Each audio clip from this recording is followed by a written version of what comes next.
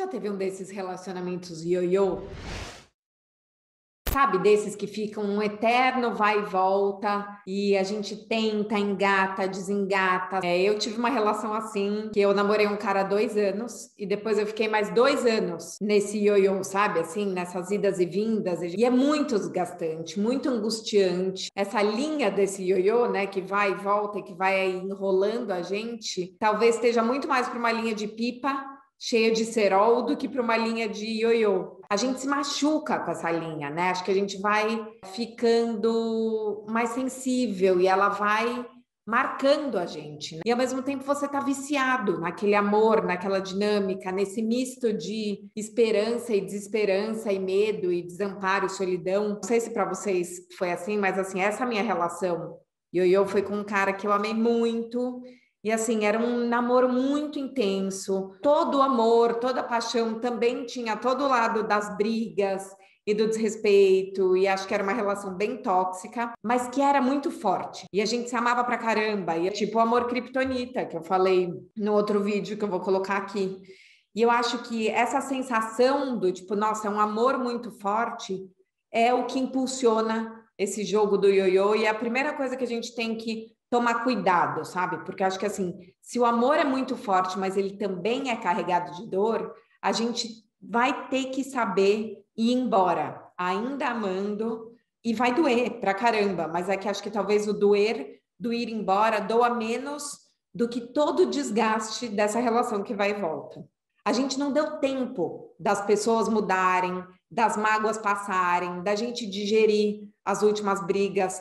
Parece que rola tanto um desespero de a pessoa ir embora, a gente não vai conseguir viver sem ela, que a gente dá essa reatada muito mais numa chave passional do que na chave racional. Então, você não está dando uma segunda chance. Você está só morrendo de medo daquela pessoa não ir embora, de você perder aquela história. E aí, a chance do ioiô bater no mesmo lugar que está machucado é gigante. E com isso vai acontecer o quê? Vai para baixo de novo e vocês vão terminar. E daí vão voltar e vão terminar. E cada vez que você volta e termina, você se machuca mais, porque você não deu tempo nem de curar sua ferida, nem de você mudar, nem da pessoa mudar. Nesses meus 2 anos de ioiô, a gente nunca voltou real oficial a namorar. Então a gente estava junto, mas ainda não estava oficial, porque é sempre isso, né? A relação ioiô fica nesse lugar meio capenga, no quase reengatado, no vamos ver no que vai dar, mas parece que alguma coisa sempre caga a relação antes dela se consolidar. Então você tá sempre ali no quase. E como você tá no quase, você já tem muita intimidade, mas você não se sente autorizado a cobrar. Então eu, por exemplo, eu lembro que várias vezes eu ia, tipo, no sábado para casa desse cara, e eu já ia, tipo, com uma malinha no carro, pensando que eu ia dormir lá, a gente ia ter um fim de semana gostoso, eu ia sábado à tarde, e de repente dava 7 horas da noite, ele falava, então, agora você tem que ir para sua casa, porque eu vou sair com a minha turma da minha peça nova que eu tô fazendo, e daí ele ia sair com a turma e nunca me convidava. E assim, é claro, as pessoas podem ter a vida delas, mas eu nem me sentia à vontade de falar no sábado de manhã, assim, bom, mas e aí? A gente vai dormir junto no sábado ou não vai? Só para eu me programar? Porque eu não queria cobrar, eu queria ser agradável. Parece que você tá pisando em ovos o tempo inteiro, né? Então, assim, você vai engolindo seco, porque afinal de contas você não quer pesar, afinal de contas você está tentando voltar uma relação que ainda está machucado, você quer mostrar que você mudou, e daí você vai engolindo um monte de coisas, tem várias expectativas não atendidas, não coloca isso para a pessoa, porque você não quer pesar, e vai se sentindo tão desmerecida, como você não se sente autorizada a cobrar, tudo você vai engolindo. E como você volta sempre, ela não se vê muito implicada a mudar, né? Então, assim, se eu começava a ir para casa do cara todo sábado e ele ia sair, ia ver outras pessoas, não me dava satisfação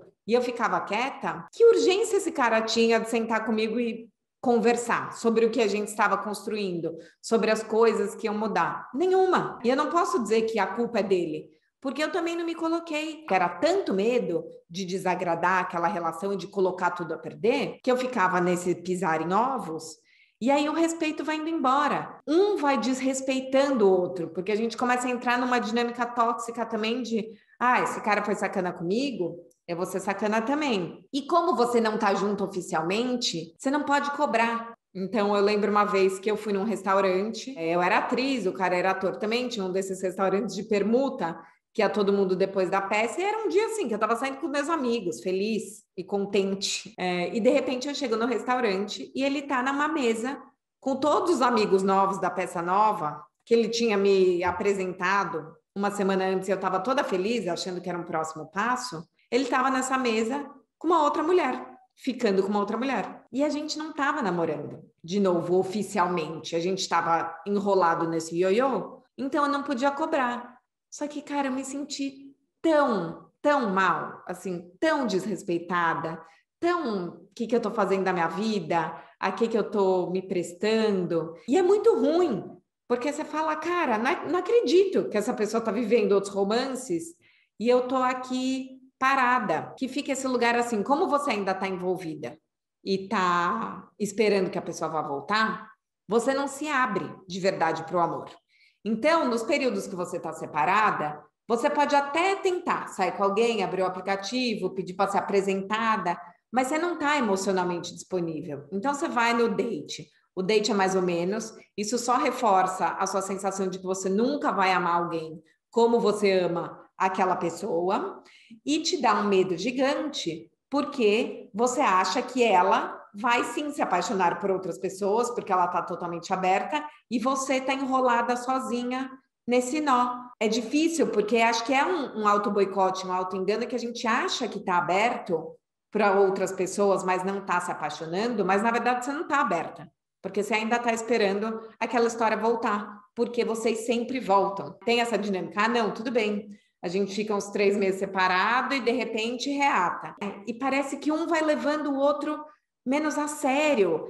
É um querer a relação que destrói a relação. Porque como a gente volta sem compromisso nenhum com a mudança, nada muda, a relação dá errado de novo, a gente se separa, não consegue ficar separado, volta, nada muda. Assim, então não é mais honesto cada um ir para um lado, mas a gente não consegue, porque a gente está preso. E é tão frustrante, tão dolorido. Então, a hora que você volta com a pessoa, cada papo começa a ser mais ácido. Aí você começa a jogar umas verdades na cara. Aí você dá detalhes do seu tempo que vocês estavam separados, um pouco para ameaçar a pessoa, porque você está incomodada, né? Então você fala assim, mas eu saí com não sei quem mesmo. Saí. Se você não quiser me assumir, eu não vou ficar te esperando para sempre. Você saiu, foi ruim, você voltou para casa chorando, pensando no ex, mas você chega lá e ataca ele. Aí ele te ataca também. Aí ele tira da gaveta uma briga que vocês tiveram em novembro de 2018 para falar, porque você é sempre assim, que aquele dia em novembro, na casa do Pedro, primo da Bia, você ficou bêbada e falou um monte de coisa da minha família que não deveria falar. Quer dizer, uma história que já estava superada sai do baú. E a partir do momento que a pessoa puxa isso do baú, você puxa uma outra coisa também. E aí fica nesse se machucar, que é tão frustrante, porque você fala, cara, a gente não se encontrou aqui para tentar de novo? Mal tentamos, já estamos se machucando.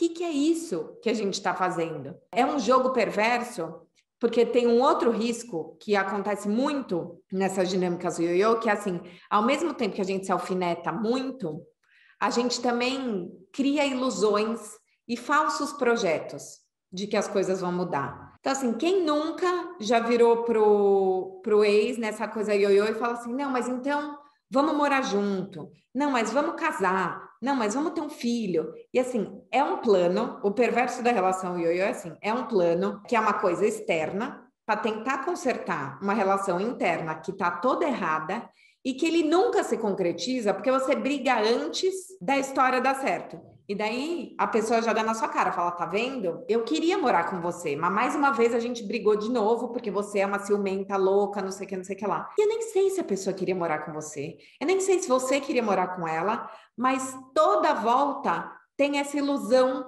do próximo degrau que vai resolver todas as coisas. E aí, quando você termina de novo, são duas frustrações. Pelo término do que era, que já está tudo errado, e pela não conclusão desse próximo passo, que racionalmente não faria nenhum sentido vocês conversarem sobre ele enquanto esse primeiro está todo bambo, mas é quase que um lugar para a gente se segurar, assim, tentar ter um lapso de esperança na relação que é perverso, porque só mais uma vez vai mostrar que a gente se frustrou. E imersos nessa frustração, primeiro, porque o que acontece? Nesse relacionamento ioiô, a relação era tão tóxica e a gente se fazia tão mal que chegou, assim, depois do 20º término, eu adotei uma estratégia kamikaze que foi completamente equivocada, que assim, eu resolvi contar todos os podres dele para meus grandes amigos e para minha família. Um dia, na mesa de jantar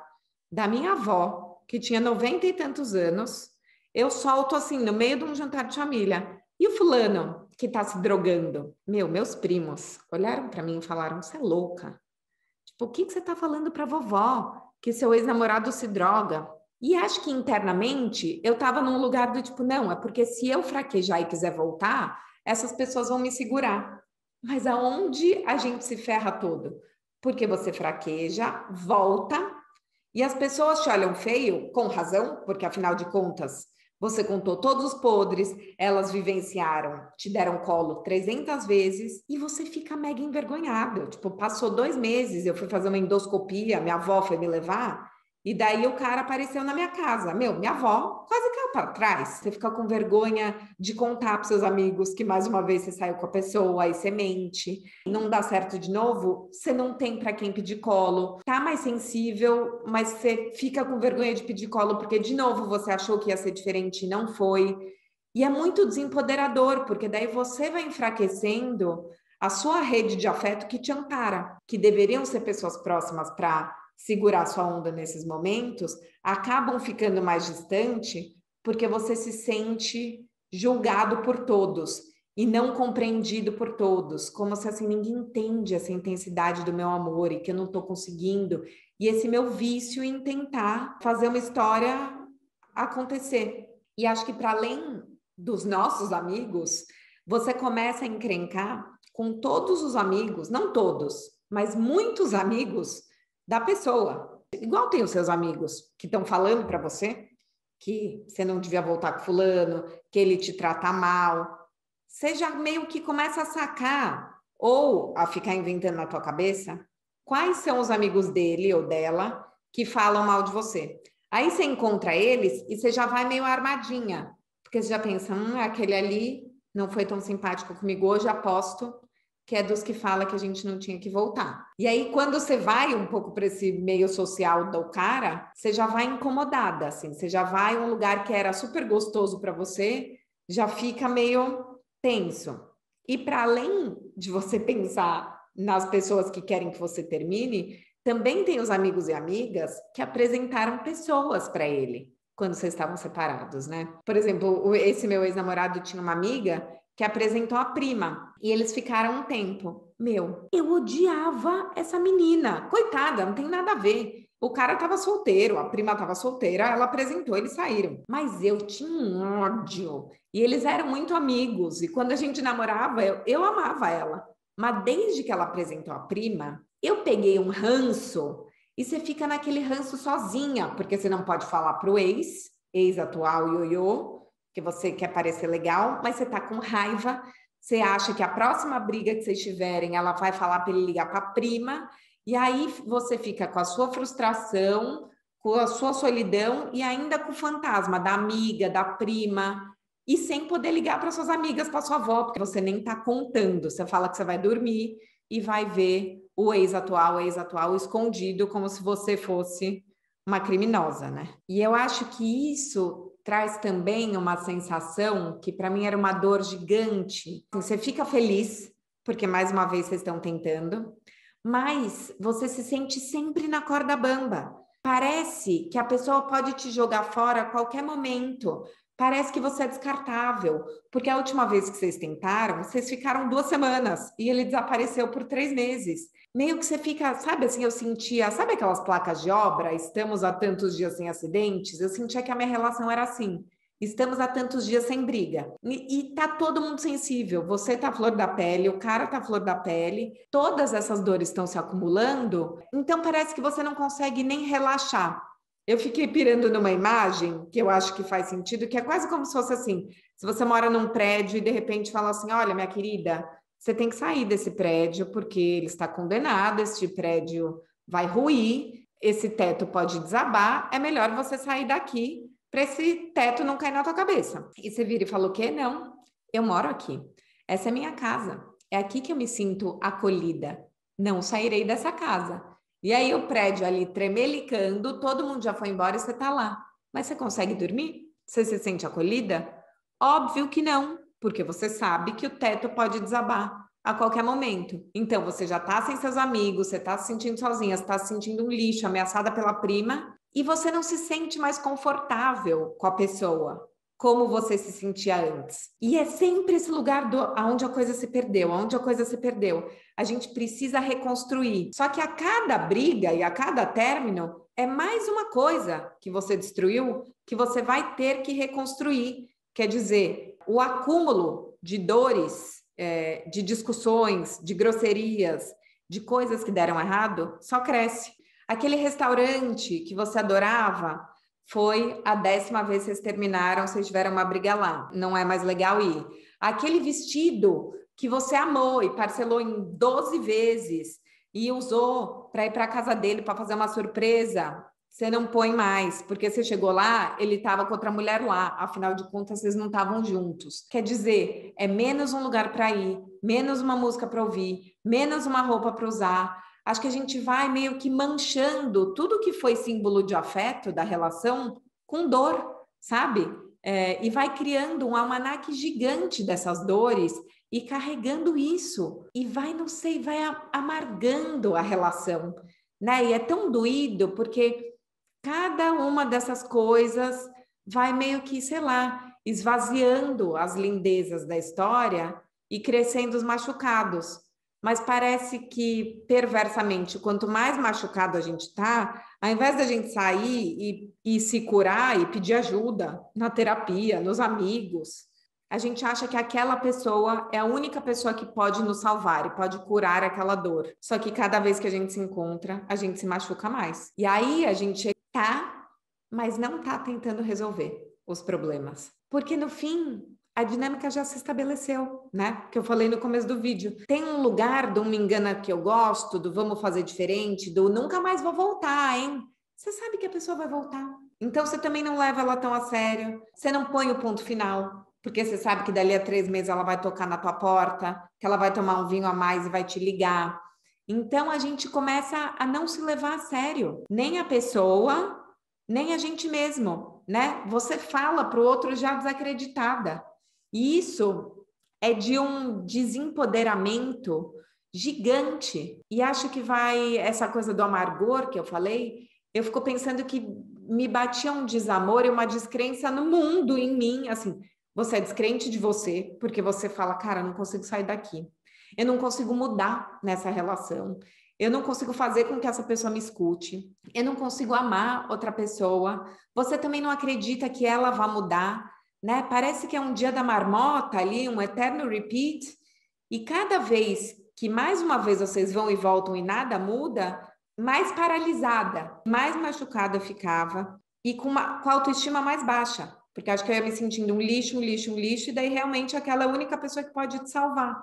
E não é isso, porque no fundo, eu acho que o que acontece muitas vezes nessas relações ioiô, e foi o que eu percebi que aconteceu na minha, é que já não era amor, era apego, mas a gente estava viciado e não conseguia sair dali, né? Então, tem um lugar que assim, a gente fica um pouco nesse discurso de puta, mas eu ainda amo, a gente ainda tem coisa para viver, eu acho que ainda vale tentar. Mas se você olhar racionalmente e der um passo para trás com uma distância, você vai ver que você está apegado ou ao que foi, ou ao que poderia ser, e não está deixando embora. E a história já foi. E sabe essa história dos passos, né? Que eu falei, as pessoas falam, então vamos morar junto, então vamos casar, então vamos ter um filho. Nessa minha relação ioiô, Teve uma hora que o cara falou para mim, então vem morar aqui em casa, vamos morar junto. Quero o próximo passo. E eu travei, porque eu pensei, cara, não dá para eu morar junto com uma pessoa que eu brigo toda semana, que a gente se maltrata assim, que eu choro pra caramba. Minha vida vai ser um inferno. Mas assim, se eu não acredito que essa dinâmica vai mudar, então o que eu tô esperando? Qual que é a solução? Eu lembro que eu falei, putz, eu não tô preparada, e ele ficou péssimo e frustrado, com razão, mas ao mesmo tempo também tinha aquele lugar. Será que você não está falando para a gente dar esse passo e, na verdade, a gente tem que conseguir ficar 6 meses sem brigar, namorando, antes de morar junto? Mas aí, quando você faz esse convite do próximo passo e truca, fica evidente que a gente está nesse nó do apego e do medo, e não do amor e da tentativa de construção ou de reconstrução. E eu acho que o que é muito importante a gente fazer, e daí depois que eu trouxe todos os riscos, tentando trazer um pouco de luz e questionamentos, é a gente parar no meio disso tudo e falar, cara, por que mesmo eu estou fazendo isso? Por que mesmo eu estou tentando de novo com essa pessoa? E listar mesmo, sabe? Como é que é essa relação? O que eu estou disposta a mudar? O que a pessoa está disposta a mudar? Será que não é melhor dar um tempo de silêncio? Porque é isso, né? No ioiô é tão rápido, porque a gente tem medo que a pessoa vá embora para sempre. E se eu me propuser a ficar mais um mês separado, sem falar? Para ver como essa falta reverbera em mim, para ver como reverbera no outro.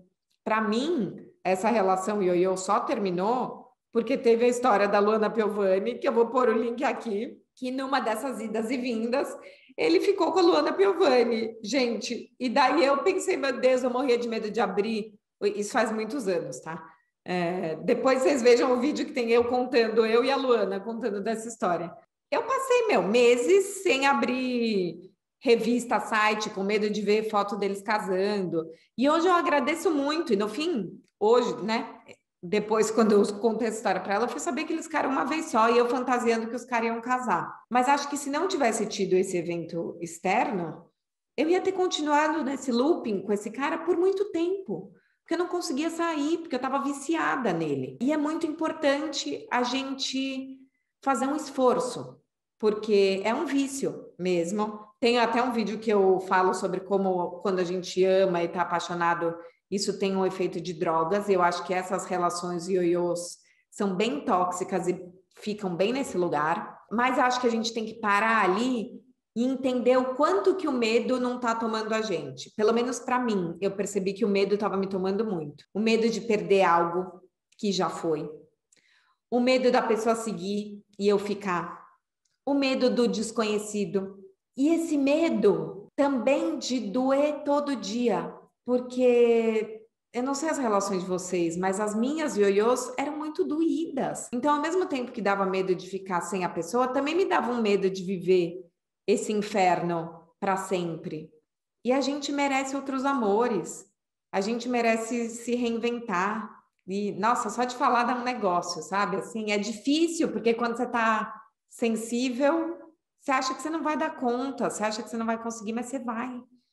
E acho que é resistência, é resiliência, é entender que é apego, que está doendo, e que mesmo amando a pessoa, a gente vai ter que entender que tem relações que não nos fazem bem. E não é culpa da pessoa nem nossa, às vezes é porque a história foi assim, e a gente precisa deixar ela ir. E aí a gente tem que dar espaço e se fortalecer e se forçar a não dar mais uma chance, a entender que as coisas não mudaram, que aquela história não dá certo e que a gente precisa fechar os ciclos para viver outros. A gente merece ser feliz. Dói terminar, mas dói mais viver na dor todo dia. Que a gente possa parar esse ioiô. Porque o ioiô, ó, quem joga somos nós. Vamos parar o movimento. E tem muita coisa legal para a gente viver.